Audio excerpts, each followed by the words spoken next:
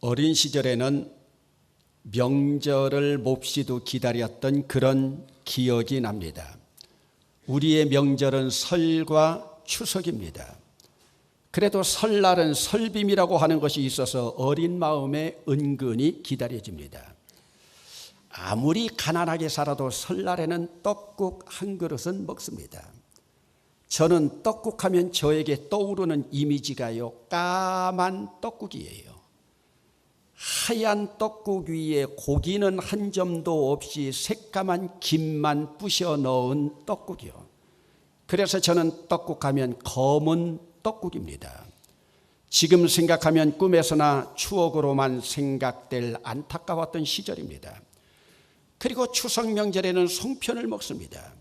주먹만한 송편을 먹을 때마다 저는요, 그 안에 어떤 고물이 들어있는가 달짝지근한 깨소금을 찾아서 얼마나 애를 썼는지 몰라요. 왜? 콩과에 속하는 동부가 들어있는 고물은요, 맛이 없거든요. 그 고물도 많이나 들어갑니까? 그러면 송편이 왜 그렇게 주먹만 합니까?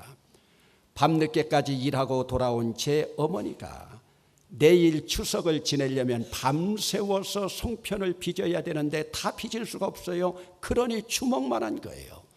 그래서 저는 설만 돌아오면 검은 떡국, 추석만 돌아오면 주먹만한 송편이 생각납니다.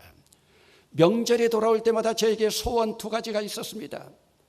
초등학교 다니면서 부모들에게 요청한 소원 두 가지는 뭐냐? 하나는 운동화 한 번 신는 것이고, 참 여러분들 오랜만에 들어보겠습니다마는 상고머리 한번 하는 거예요. 상고머리가 뭐예요? 머리를 박박 밀지 않고 조금 남겨두는 예쁘장한 머리예요. 그러나 제 부모들은 끝까지 그 소원을 이루어주지 못했습니다. 이루어주지 못하는 부모의 심정이야 어떻겠습니까? 그러면 왜 오늘 아침부터 우리 명절도 아닌데 명절 타령을 하느냐 반문할 수 있습니다. 여러분, 오늘은 이스라엘의 명절인 맥추절입니다. 이스라엘 민족에는 3대 명절이 있는데 그 명절이 유월절, 맥추절, 수장절이라고도 하는 장막절입니다.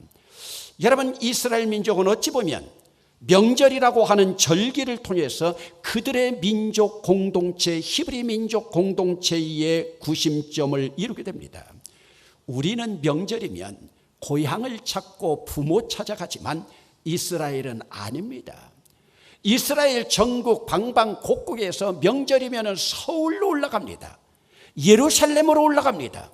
이것을 영적인 의미로 말씀을 드리면 그들은 시온산, 시온성으로 모이게 됩니다. 그러기에 시온이라고 하는 말은 그들 히브리 민족 공동체를 이루는 구호이면서 표어이기도 합니다. 그래서 여러분, 그들은 2000년 동안 디아스포라라고 하는 흩어진 민족으로 나라 없는 소름 속에서 살아가면서도 Return to 시온, 시온으로 돌아가자고 하는 그 구호 아래서 그들은 민족 공동체를 구성했습니다. 조국을 되찾았습니다. 그리고 그 국가가 결국은 독립하기에 이르렀습니다. 그러기에 그들에게 절기다, 명절이라고 하는 것은 히브리 민족 공동체의 소중한 그들의 자산이었습니다.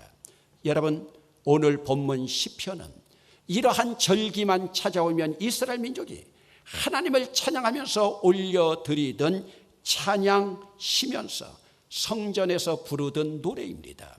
아삽의 시라고 되어 있는 것은 당시 성전에서 성가대 지휘를 하고 있던 아삽이 그 예배에 가장 맞게 이 곡을 만든 것이 아닌가 하는 생각이 듭니다. 그러면 이스라엘 민족 절기에는 어떤 의미가 있는가?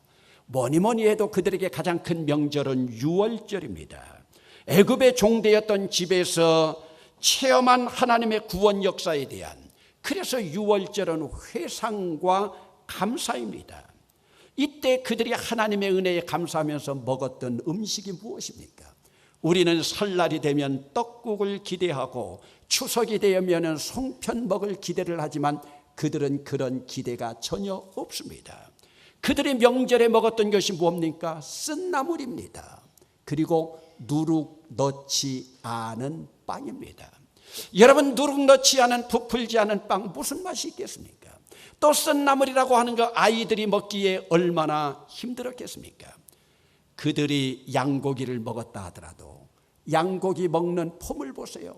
한 손으로는 허리띠를 움켜 잡고 앉아서 먹지도 못하고 서서 도망갈 준비를 하면서 먹고 있는 그 모습, 그들이 양고기를 먹는다 하더라도 그 양고기의 맛을 그런 경황 가운데 알 수가 있었겠습니까? 이것이 명절이 돌아오면 이스라엘과 우리와의 차이입니다. 그러면 여러분, 이스라엘 민족이 유월절에 누룩을 넣지 않은 빵을 먹은 의미가 무엇입니까? 누룩이라고 하는 것은 죄를 의미합니다. 여러분, 무교병을 먹는, 누룩을 넣지 않은 빵인 무교병을 먹는 의미가 뭐예요? 우리가 좀 이해하기 힘들지만은 죄로 반죽된 빵을 먹지 말라는 의미입니다. 어린 양의 피로 죽음을 면했으면 죽음을 면한 그 자체가 구원 진리인데, 이제는 진리의 자리에 들어섰으니 다시는 죄의 길로 들어가지 않는다는 뜻에서 누룩을 넣지 않은 빵을 먹습니다. 여러분, 그러면 인간이 되어서 어찌 죄악된 세상에 살면서 죄를 짓지 않고 살아갈 수가 있겠습니까? 만약 죄의 길에 들어섰다면 유월절 어린 양의 피와 같은 그 피를 뿌려야 한다. 그러면서 새로운 구원의 길을 우리에게 예표로 보여주신 것입니다. 이것이 바로 무엇입니까? 예수 그리스도의 십자가의 피가 아니겠습니까? 그러므로 유대교의 유월절은 예수 그리스도 십자가 진리입니다.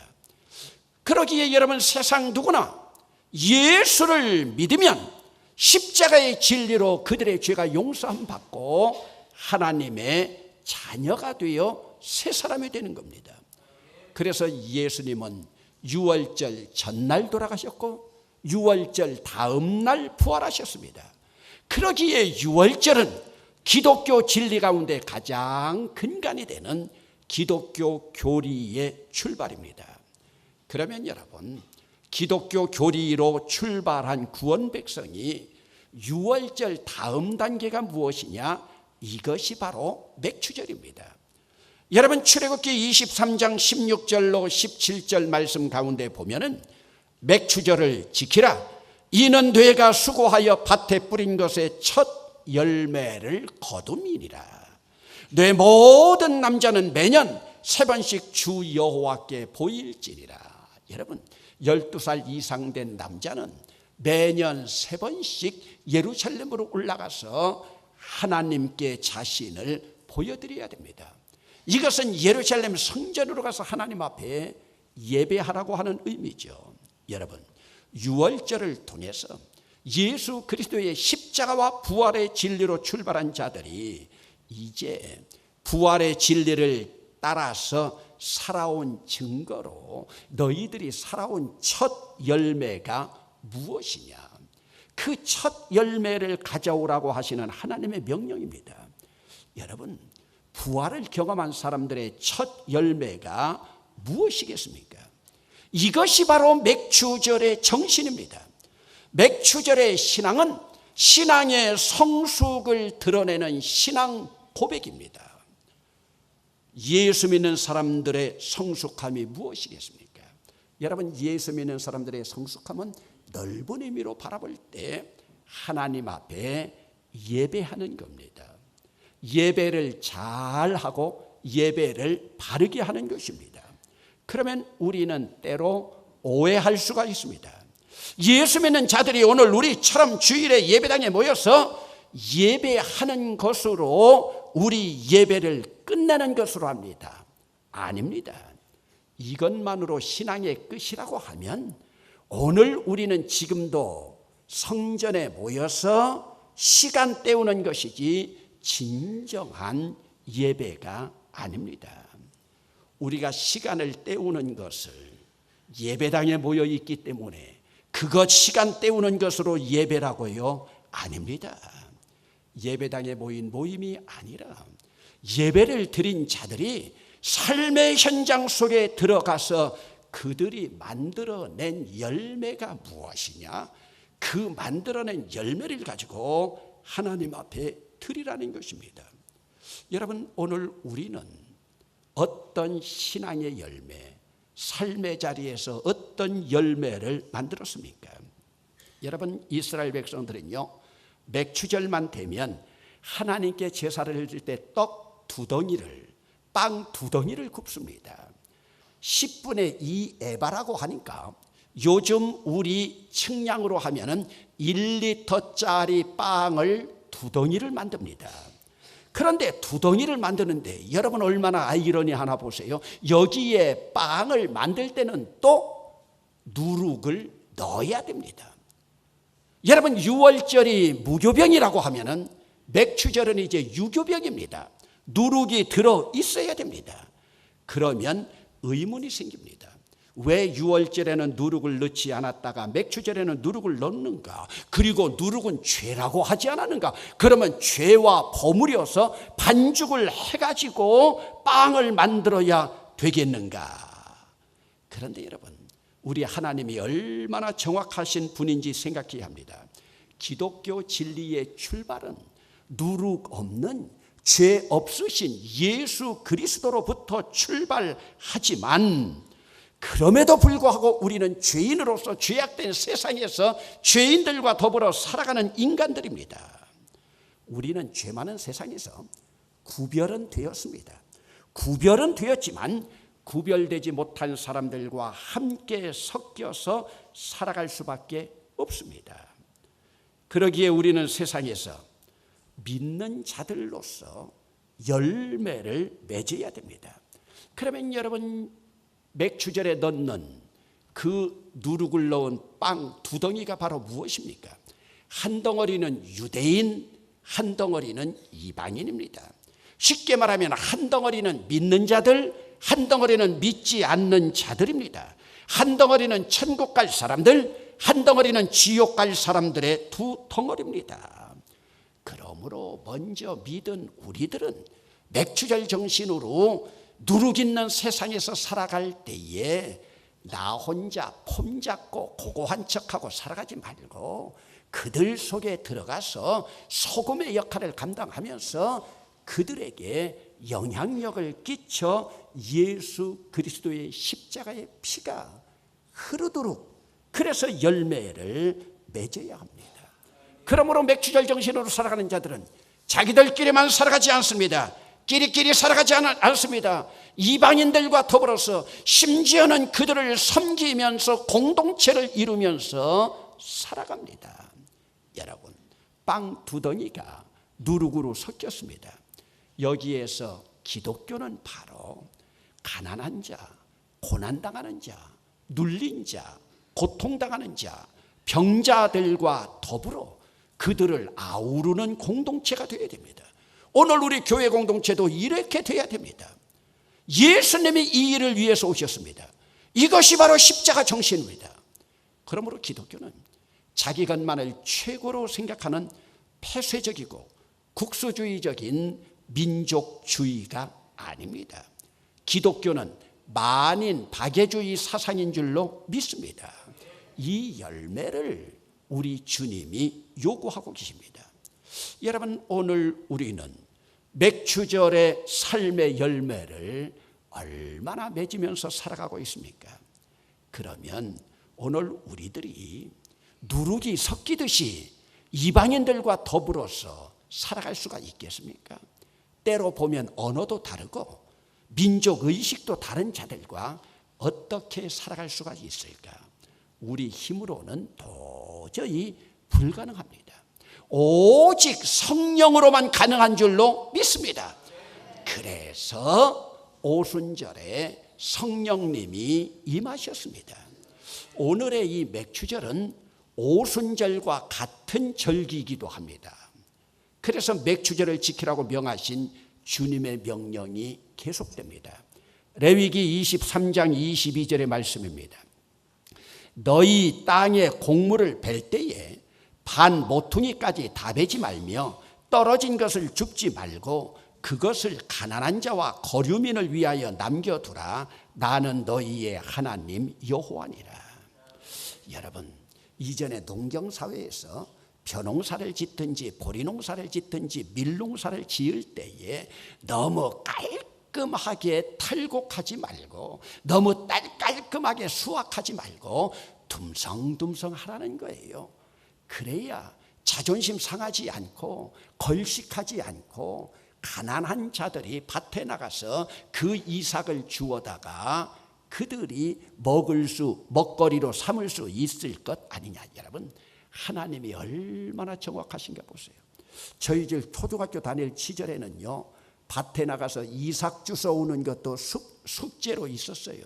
이삭 줍지 않고 살아온 사람들은요, 고마운 줄 알아야 돼요. 여러분, 그러니 가난한 자들을 늘 배려하라. 이것이 세상에서 예수 믿는 자의 모범적인 섬김입니다. 여러분, 얼마 전에 복지부 통계로 볼 때 전국에 있는 종교 가운데 가난한 자나 장애자나 병든 자들을 위해서 가장 많이 구제하고 돕는 복지시설로 기독교가 가장 많았습니다. 그런데 밖에 있는 세상 사람들은요, 천주교와 불교가 훨씬 많은 걸로 그렇게 생각합니다. 왜 그렇습니까? 우리 기독교는 모든 일을 해도 오른손이 하는 것을 왼손이 모르게 하라는 주님의 뜻에 따라 섬겨갈 뿐이지, 여러분, 다른 종교는요, 자기들 대외 홍보비로 몇십억을 들이나 합니까? 저는 그런 생각을 할 때마다 그 대외 홍보비 가지고요, 조그만 아파트를 짓는다 하더라도 얼마나 지어서 가난한 자들에게 나누어 줄 수 있지 않을까. 오직 하나님만 아시면 됩니다. 그래서 제가 좋아하는 말이요, Only God knows. 하나님만 아시면 된다. 물론 맥주절 다음에는 수장절이라고도 하는 장막절 신앙으로 이어져야 되지만, 그러면 왜 하나님께서는 이스라엘 백성들에게 명절이라고 하는 절기를 허락하셨는가? 여러분, 우리 민족의 명절은 어디서부터 출발합니까? 조상들에게 제사하는 데서 출발합니다. 이스라엘은 그것이 아닙니다. 이스라엘의 절기는 하나님께 감사하는 데서부터 출발합니다. 여러분, 유월절이나 맥추절이나 장막절인 유대인의 절기의 의미, 하나님을 찬양하고 경배하는 데 뿌리를 두고 있습니다. 여러분, 이스라엘의 절기는 바로요, 민족의 아픈 역사입니다. 그들에게는 그것이 추억입니다. 그래서 이스라엘의 절기는 전설에서 시작된 것이 아닙니다. 어떤 신화의 근거를 둔 것도 아닙니다. 이스라엘 백성들의 역사 속에서 생생하게 살아서 역사하신 하나님께서 하신 하나님 사역에 근거하고 있습니다. 그러므로 이스라엘 백성들은 절기를 통해서 또다시 하나님을 체험합니다. 추억을 더듬고 회상하면서 하나님을 체험합니다. 그리고 그들은 다시 신실하신 하나님 백성으로 살아갈 것을 다짐합니다. 그 다짐이 바로 무엇이냐? 여기까지 지켜주신 하나님, 오늘까지 지켜주신 하나님을 향한 예배와 찬양입니다. 여기서 그들의 춤추는 영성이 나타납니다. 여러분, 그들의 예배를 보세요. 기쁘게 노래하며 하나님을 향하여 즐거이 소리칠 뿐만 아니라 그들의 예배에서는 문학을 동원하고 악기를 동원하고 온 몸뚱이 사지까지 다 동원해서 여호와 하나님을 찬양합니다. 여러분, 그들의 경건은요, 춤추는 것이 경건입니다. 우리처럼 체면 차리는 경건이 아니에요. 그러면 여러분, 오늘 본문으로 돌아갑니다. 2절 3절 말씀을 주목해 보시겠습니다. 시를 읊으며 소고를 치고 아름다운 수금의 비파를 아우를지어다. 초하루와 보름과 우리의 명절에 나팔을 불지어다. 여러분, 시를 읊으며 문학가들을 동원합니다. 소고치고 아름다운 수금에 음악가들까지 다 동원합니다. 초하루와 보름과 우리의 명절에 제사장까지 다 동원합니다. 온 백성이 하나님 앞에 나와서 문학적으로 음악적으로 제사로 하나님 앞에 전적으로 나와서 예배합니다. 여러분, 얼마 전에 우리 교회 은퇴 장로님 가운데 한 분이 결혼 60주년인 금강혼식, 다이아몬드 웨딩 애니버서리 금강혼식을 맞았습니다. 여러분, 결혼한 지 60년 동안 조강지처와 함께 해로한다고 하는 것 쉬운 일이 아닙니다. 여러분, 이전에 이런 일이 많이 없었는데 우리의 수명이 늘어나기 시작하면서 금강혼식까지 이르는 부부들이 있습니다. 그런데 그 은퇴 장로님은 자녀들에게 부담이 되지 않을까 해가지고 금강혼식까지 맞았으면서도 자녀들에게 숨기면서 목사에게 와서 기도받고 하나님 앞에 감사 예물 드리는 모습을 보았습니다. 여러분, 때로 보면요, 부모들은요, 자녀들을 위해서 마지막까지 희생하고 자기 생을 다 바쳤음에도 자녀들에게 부담되지 않으려고 하는 것이 일반적인 부모들의 모습이 아닙니까? 그런데 여러분, 부모님의 대신인 하나님은요, 얼마나 당당하신지 모릅니다.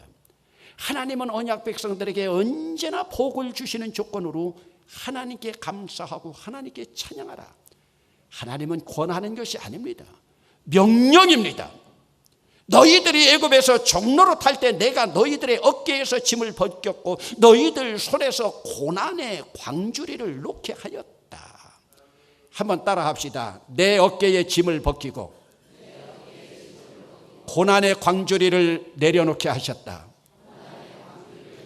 여러분, 내가 지고 있는 어깨의 짐을 다 내려놓고 종살이하면서 들고 있었던 고난의 광주리를 내려놓았다. 얼마나 감사한 일입니까? 그러니 절기를 지키면서 하나님을 찬양하라. 하나님께서 당당하게 명령하십니다. 여러분, 하나님은 이스라엘 백성들이 절기를 통해서 민족 역사를 더듬고 고난의 고비고비마다 원수의 손에서 구원한 것을 잊지 말 것을 당부하고 있습니다. 여러분, 오늘 우리가 살아가는 세상도 마찬가지입니다. 은혜를 모르고 살아가는 자는 짐승이나 다름이 없습니다. 여러분, 본래 속담에는요, 은혜는 돌의 색이고 원수는 물의 색이라 하지만 오늘 세상이 어떻습니까? 은혜는 물에 새겨서 잊어버리고 원수는 돌에 새겨서 잊지 않고 있는 그 모습을 바라보면서 여러분, 예수 믿는 오늘 우리는 은혜를 찾지만 은혜의 근원인 하나님, 부모님, 그들의 은혜 잊지 않아야 합니다. 그러면서 여러분, 하나님께서 은혜를 잊는 자들의 모습을 보세요. 오늘 본문 15절 말씀입니다. 여호와를 미워하는 자는 그에게 복종하는 채 할지라도 그들의 시대는 영원히 계속되리라. 여호와를 미워하는 자가 누굽니까? 여호와의 원수들입니다. 여호와의 원수들 편에 서 있으면서도 여호와께 복종하는 채 하는 자들, 무릎 꿇는 채 하는 자들, 그러나 그들의 운명은 돌이킬 수 없이 영원히 계속되리라. 절기에 주님께서 주시는 말씀입니다.